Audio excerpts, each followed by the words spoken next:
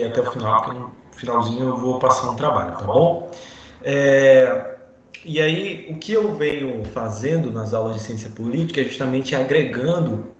Bruno Silva levantou a mão. Pode falar, Bruno.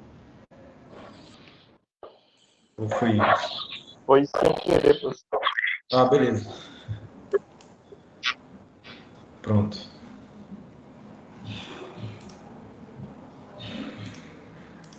Pronto. O que eu venho fazendo ao longo dessas últimas aulas é agregar alguns conteúdos, enfim. E na aula de hoje, não. Na aula de hoje eu vou observar somente os conteúdos afetos aí ao sufrágio e os sistemas eleitorais, certo?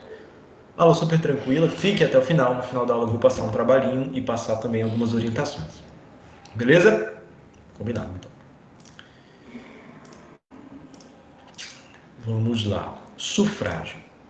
Bom, segundo o nosso querido Bobbio, né, a democracia não é tanto uma sociedade de livres iguais, mas uma sociedade regulada, de tal modo que os indivíduos que a compõem são mais livres do que em qualquer outra forma de convivência. Eu coloquei essa citação de Bobbio, eu acho uma citação muito interessante, porque ela, de fato, detém um certo realismo, né? Uma concepção bastante realista sobre a sociedade em que vivemos e a existência da democracia como justamente o regime de governo que sagra-se, né? Sagra-se vencedor em relação aos outros regimes de governo, mundo afora.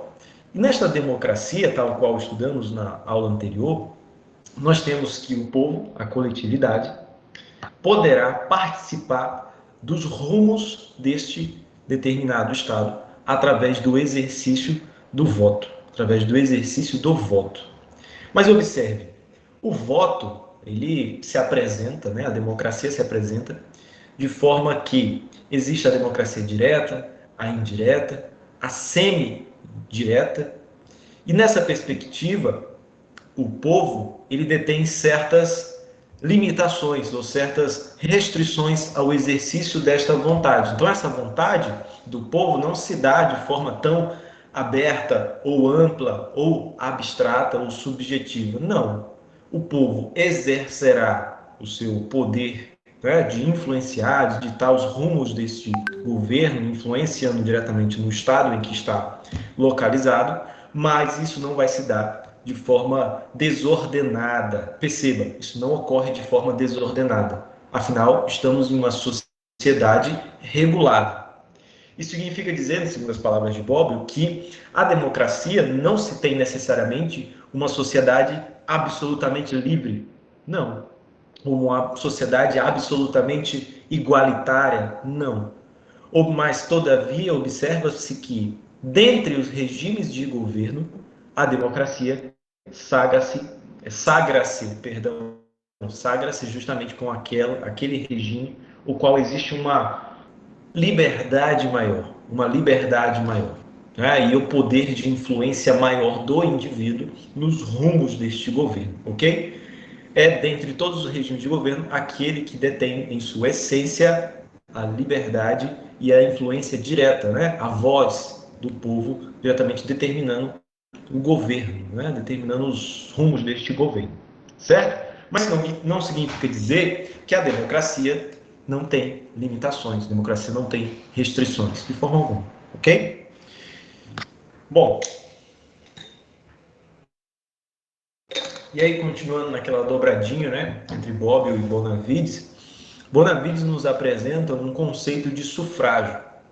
Para o professor Paulo Bonavides, o sufrágio é o poder que se reconhece a certo número de pessoas, né, os cidadãos, para participar direta ou indiretamente da soberania, isto é, na gerência da vida pública. E aí o exemplo que se tem é votar e ser votado e exigir a democracia participativa. Perceba, a democracia requer que de alguma forma, de algum modo, né, o pessoal, os slides não estão aparecendo não? Se os slides estiverem aparecendo, por favor, falem aí. Um colega aqui falou que o slide não está aparecendo. Aqui tá ok.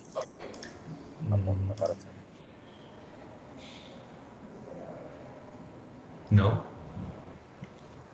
Deem uma olhada nas configurações de vocês do Microsoft Teams.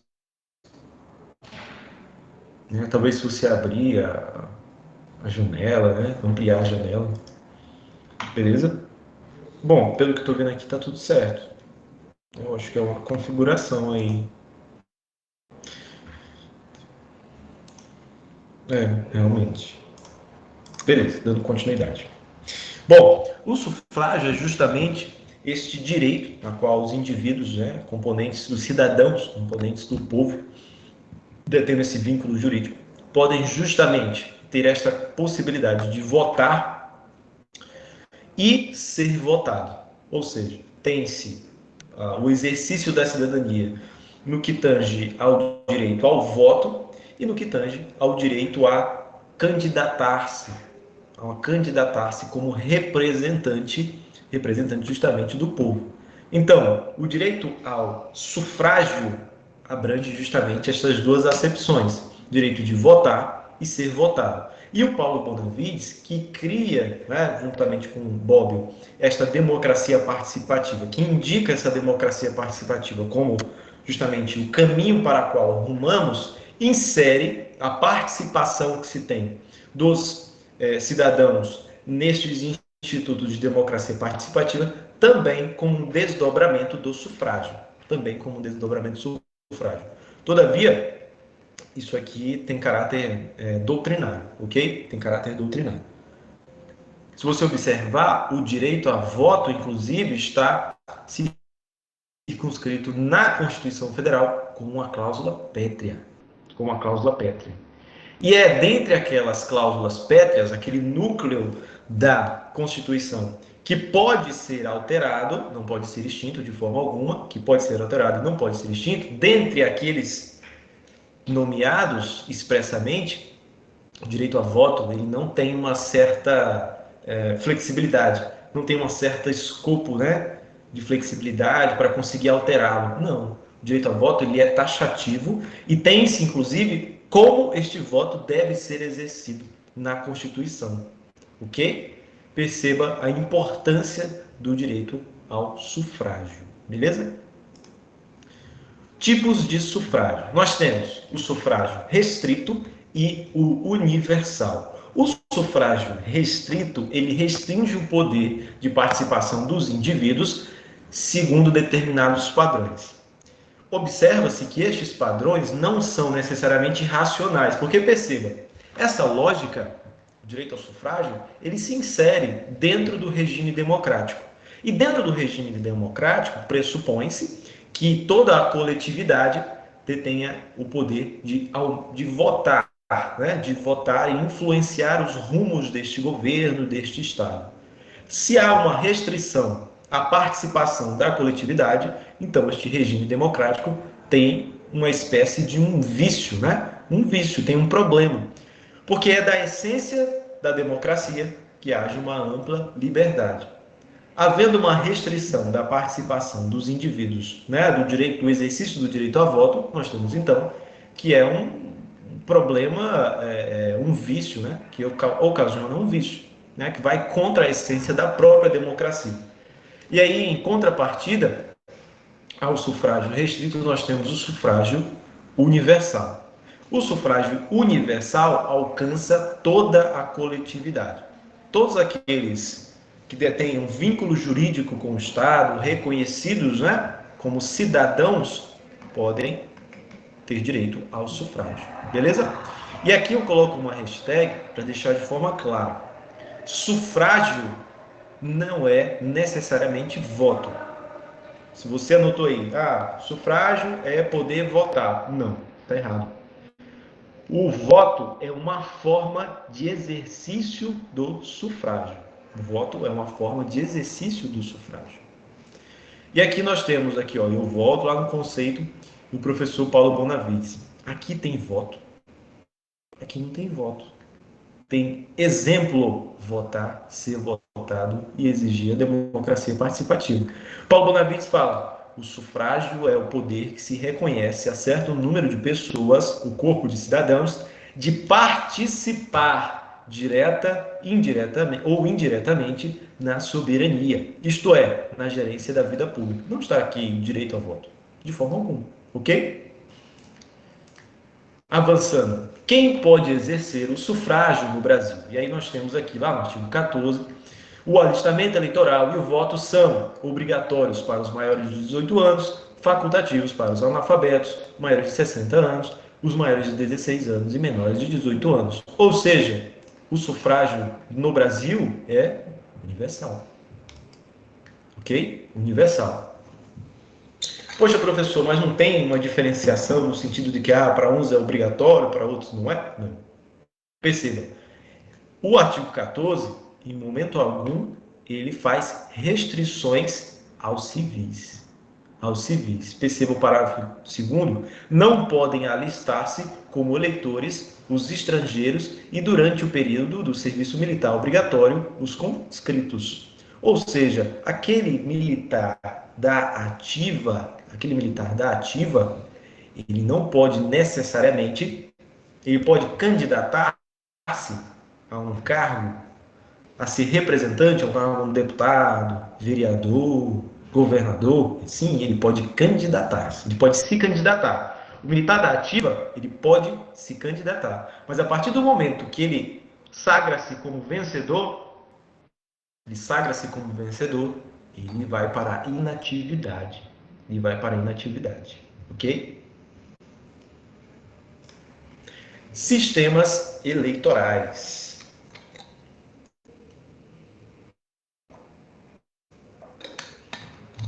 Sistemas eleitorais.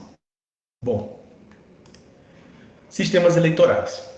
Segundo Gomes, o complexo, abrange justamente o complexo de técnicas e procedimentos empregados na realização das eleições, ensejando a conversão de votos em mandato e, consequentemente, a legítima representação do povo no poder estatal. Ok? São espécies de sistemas eleitorais, o sistema majoritário e o sistema proporcional. O sistema majoritário é muito simples. Nós temos a vaga para apenas um representante. Nós temos 10 candidatos. Quem receber mais voto, preenche essa vaga. Ponto. É o sistema majoritário. Beleza? Segundo o sistema proporcional, não haverá necessariamente um vínculo, um liame direto entre voto e candidatos na disputa por uma vaga. Não. Primeiro, é necessário identificar a quantidade de vaga disponível por partido ou coligação. Em seguida, verificada a quantidade de vagas disponível por partido ou coligação, é que dentro destas vagas, dentro deste partido ou coligação, verificará aquele candidato que irá se sagrar vencedor, aquele candidato ou os candidatos, certo? E este sistema proporcional, ele requer justamente a definição da quantidade de vagas disponível por partido ou coligação e, em seguida, o preenchimento destas vagas dentro deste partido ou coligação. Ou seja, nós temos a figura do Tiririca. Tiririca, ele candidatou-se muito tempo atrás como deputado, ele foi um recordista de votos, Mas, juntamente com Tiririca, diversos outros deputados foram eleitos. Deputados estes que não tinham necessariamente a mesma expressão política que o Tiririca. E por que eles foram eleitos? Justamente pela existência do sistema proporcional para a eleição de deputados, certo? O Tiririca conseguiu atrair muitos votos, ele atraiu muitos votos para aquela coligação, muitos votos.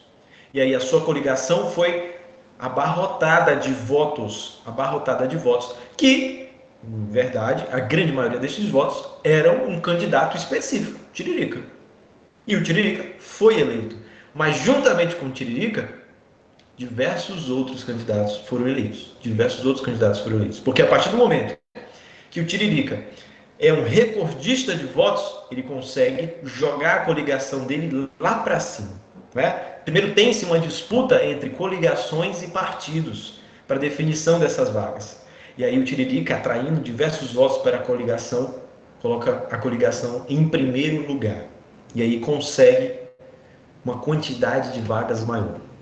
Em seguida, a definição das vagas, observou-se dentro da coligação, a qual o Tiririca era filiado, do partido ao qual o Tiririca era filiado, e aí contabilizou-se. E aí fez-se lá a lista dos deputados mais votados dentro dessa coligação. Certo? Isso ocorre, por que, professor, o sistema proporcional ele ocorre? Poxa, não seria tão mais simples, tão mais fácil que para todos, né, todos os candidatos adotassem o sistema majoritário, ocorresse a adoção do sistema majoritário? De fato, seria mais simples. Mas a criação do sistema proporcional, e como nós estamos estudando ciência política e teoria geral do Estado, é necessário fazer uma certa crítica, né? Crítica à criação deste sistema. Por quê? Ele foi idealizado dentro de um sistema no qual a razão de existir dos partidos ocorria em um contexto social e político diferente do qual vivemos atualmente. Naquele período, era muito importante, havia uma identificação direta entre o que aquele partido defendia, o que aquele candidato defendia, e o que o candidato defendia estava correlacionado ao que o partido defendia. Então havia de fato uma importância muito grande.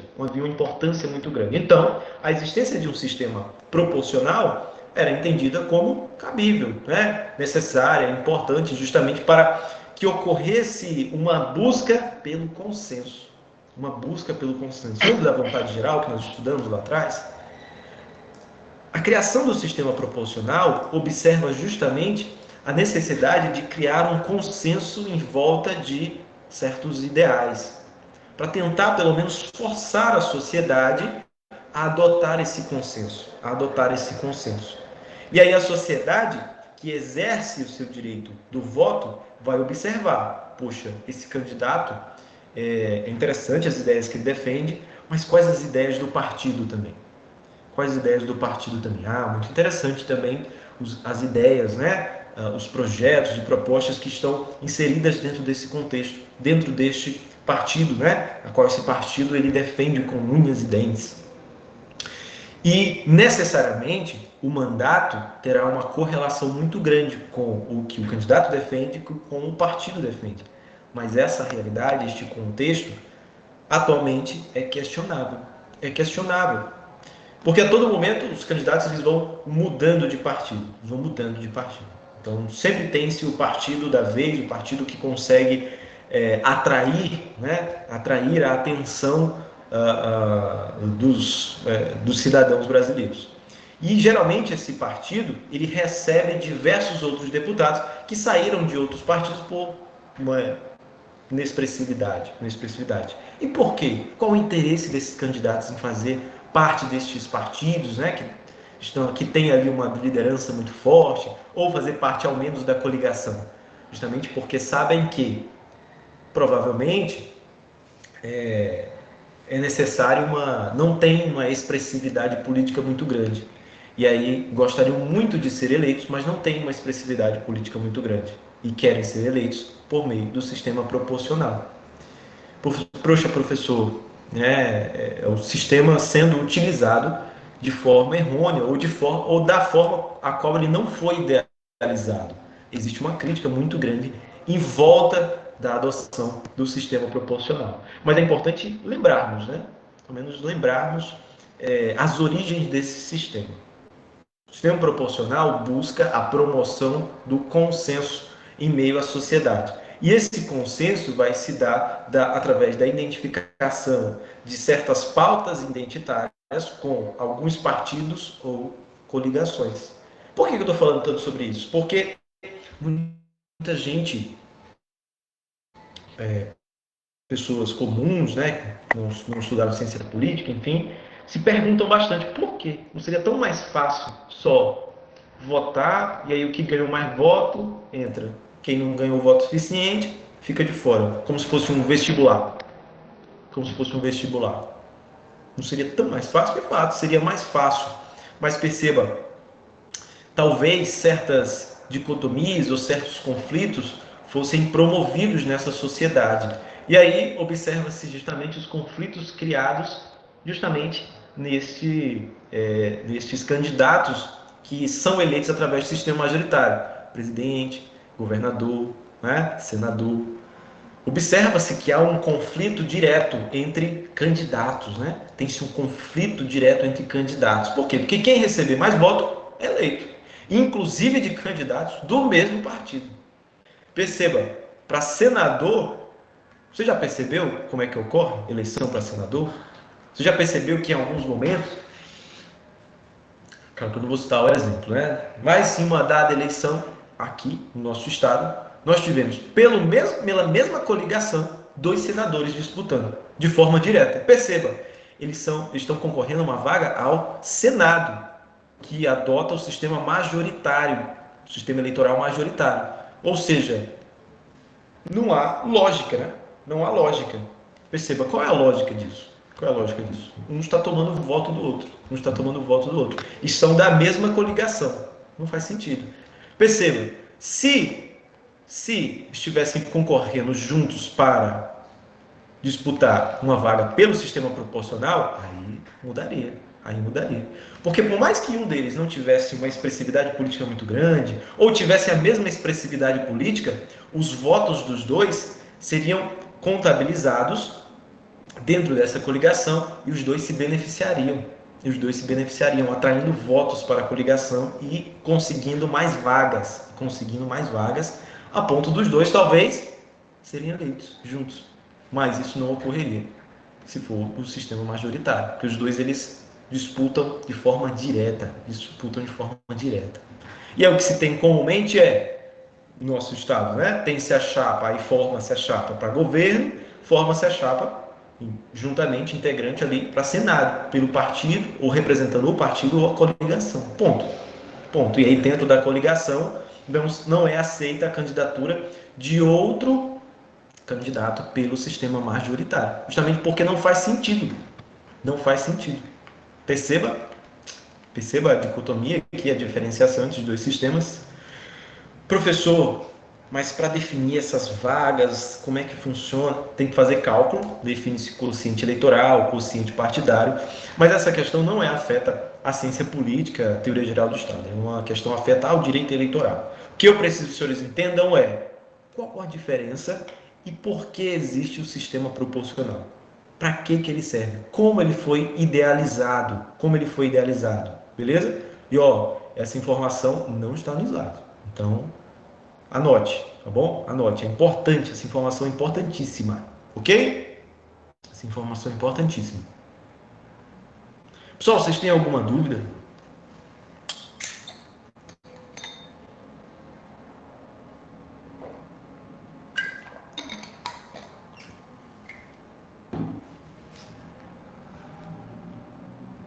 Paulo, repete aí, professor, o que não está no slide. Só para repito, sim. Vamos lá.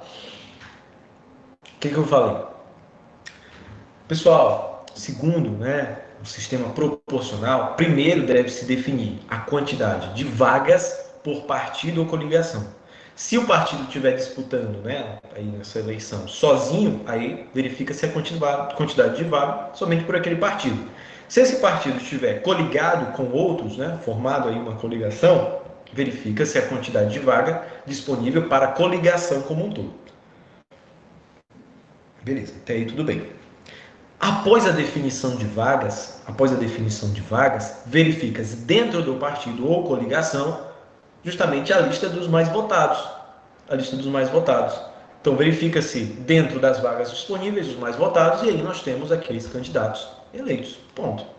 Mas não seria muito mais fácil, muito mais simples se houvesse a adoção do sistema majoritário para toda a eleição, para todas as vagas, não havendo essa diferenciação, Senado Federal adota o sistema eleitoral majoritário, deputado federal adota o sistema proporcional.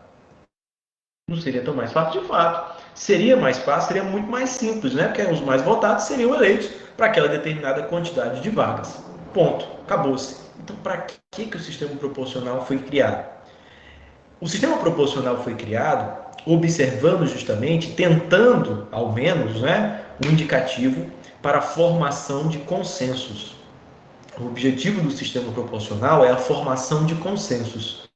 Neste sistema eleitoral no qual estamos, nós temos agrupamentos, né? Agrupamentos em partidos políticos e coligações. Esses partidos políticos e coligações eles não são criados a eles, não são meras associações. Não.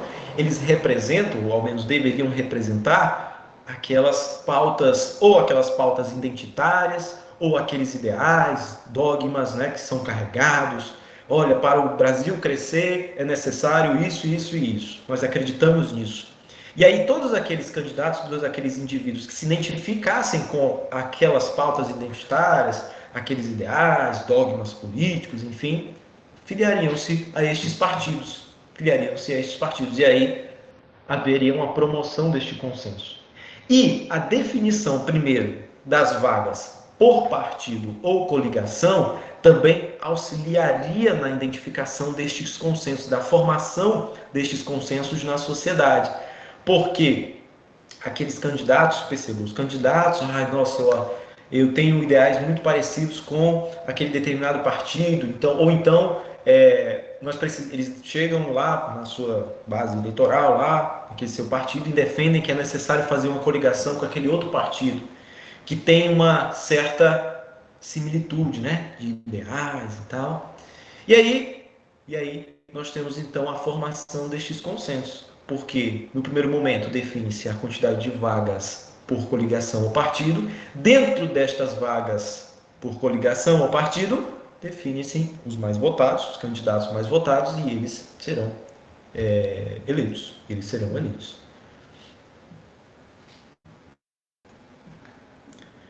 Não foi feita uma mudança sobre a questão da coligação proporcional. Olha, de fato, alguns meandros foram alterados, mas perceba, é da cerne do sistema eleitoral brasileiro, é cerne do sistema eleitoral brasileiro a diferenciação entre o sistema majoritário e o sistema proporcional. Ponto. Ainda que exista uma diferenciação na contabilização destas vagas por coligação, destas vagas por partido, aí é uma definição afeta justamente as leis eleitorais, né? Ao direito eleitoral, que vai definir se haverá uma observância muito grande desta definição, destas vagas por partido ou coligação, ou não. Ou não. Mas é da cerne do nosso sistema eleitoral a diferenciação. Então nós temos para o sistema majoritário presidente, governador, Distrito Federal, governador do Distrito Federal, bem como senador, beleza?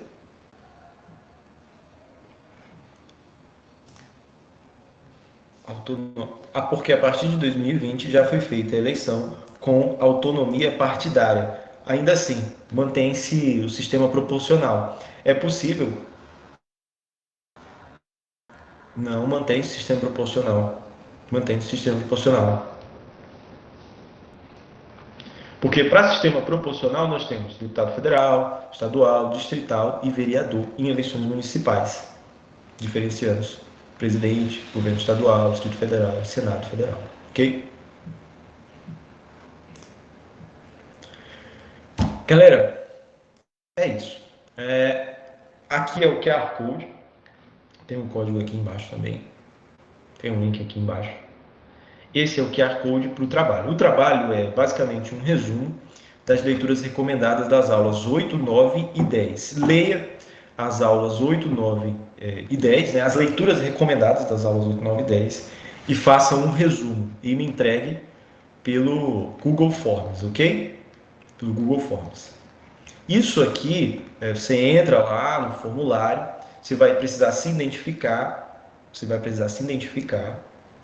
Dentro dessa sua identificação, você precisa obrigatoriamente colocar e-mail e nome, beleza? Algumas pessoas não colocam nome, vão lá e colocam só e-mail. E aí fica complicado para mim na hora de dar a nota. E aí, às vezes, passa batido.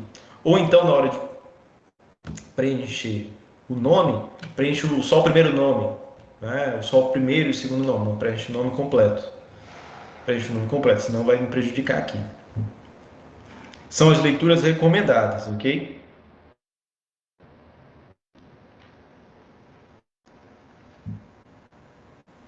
O texto ele é manuscrito, você faz o texto lá, manuscrito, pode ser na folha de caderno, pode ser folha pautada, pode ficar à vontade. Faz manuscrito, escaneia, puxa aí o celularzinho, escaneia com o celular, gera um PDFzinho e manda pelo formulário, beleza? E manda pelo formulário. Esse link do formulário está disponível lá no portal do aluno e também está aqui, né? Se você ler o QR Code aí, você já vai entrar direto. O trabalho pode ser anexado pelo portal. Não, o trabalho ele não é anexado pelo portal.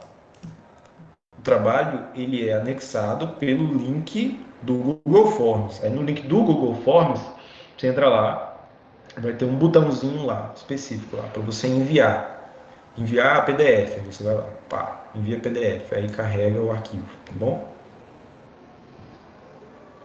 Vocês têm alguma dúvida sobre o preenchimento? Resta que eu não vou pedir um número de linhas definido, não. Mas estou pedindo um resumo, né? Vai estar no Telegram. O link para acesso do formulário, Kenrick Santos. Vou explicar de novo. O trabalho é um resumo das leituras recomendadas das aulas 8, 9 e 10. Sempre no final de toda aula tem isso aqui, ó. Leitura recomendada. Aí tem um nomezinho aqui, ó. O sufrágio e sistemas eleitorais. Débora Simflório da Silva Mello. Essas leituras recomendadas estão anexadas em cada pastinha, né? Cada pastinha lá com os slides, embaixo do slide tem lá, leituras recomendadas. Se clicar lá, você encontra o PDF da leitura recomendada, que é o texto do autor, né, doutrinador, sobre o determinado assunto. Beleza?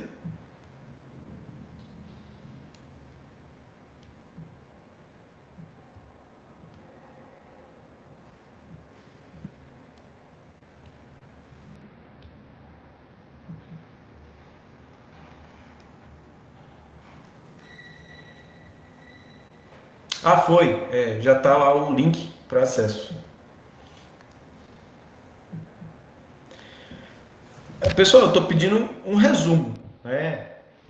Geralmente vocês vão estudar para a prova, né? Vão fazer alguma coisa, prestar aí fazer trabalho, esse tipo de coisa, apresentar trabalho, vocês sempre fazem um resumo, né? Um resumo para a próxima semana. Próxima aula é dia 22, prazo até o dia 22. Vocês fazem um resumo. Nesse resumo, professor, eu nunca consigo entrar na sua aula se não mandar um link no grupo. Mas, Ellen, é um link único. Não é um link toda a aula, não. Então, se tu guardar esse link que te mandaram e sempre entrar por ele, tu consegue entrar em toda a aula. Não é? Salvo engano, é um link único, porque eu entro sempre no mesmo link. Entendeu? Então, se tu guardar essa aula, deu o horário, tu entra pelo link.